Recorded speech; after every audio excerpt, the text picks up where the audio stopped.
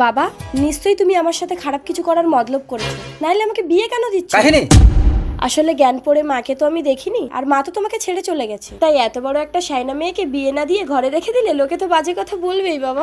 তুই বিয়ে করার জন্য আমাকে এত বড় কথা বললি? ঠিক আছে, তোমার যদি আমাকে নিয়ে কোনো খারাপ মতলব না থাকে, আমি এক্ষুনি বাড়ি থেকে বেরিয়ে গিয়ে যাকে হোক বিয়ে করবো, তুমি আমাকে আটকাবে না। আমি কি করবো সীতা? 20 বছর আগের কথা। এই নাও তোমার মেয়ে, আমি লোকের বাড়ি কাজ করে খাবো, তবু তোমার ঘর করবো না। তুমি ভুল করছো সীতা। ঠিক আছে, কোনোদিন ভুল ভাঙলে ফিরে আসবো। বিদায়। সীতা বিদায় বাবা। কাহিনী আমি রেডি, এই নাও কাহিনী, শাড়িটা পরে নাও। চলো মন্দিরে গিয়ে পড়ে নিচ্ছি। চলো।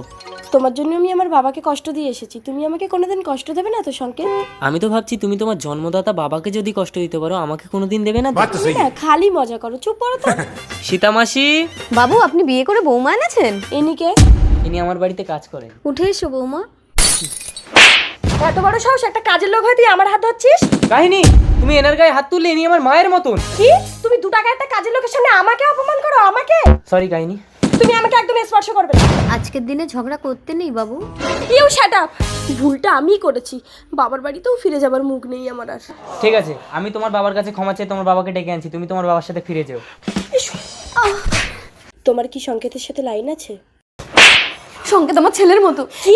তুই আমার গায়ে হাত তুলবি? কাহিনী, ওই আমার বাবা আসছে, দাঁড়া, আমি তোর ব্যবস্থা করে দিচ্ছি। আসুন। বাবা দেখো না, এই চাকরানিটা আমার গায়ে হাত তুললো। না না বাবু, বৌমা আমাকে। সীতা রাম, আপনি সীতা মাসিকে চেনেন? তার মানে তুমি?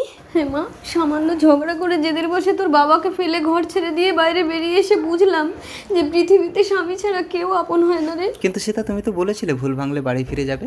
কোন মুখ নিয়ে যাবো গো? কেন এই চাঁদ মুখটা নিয়ে?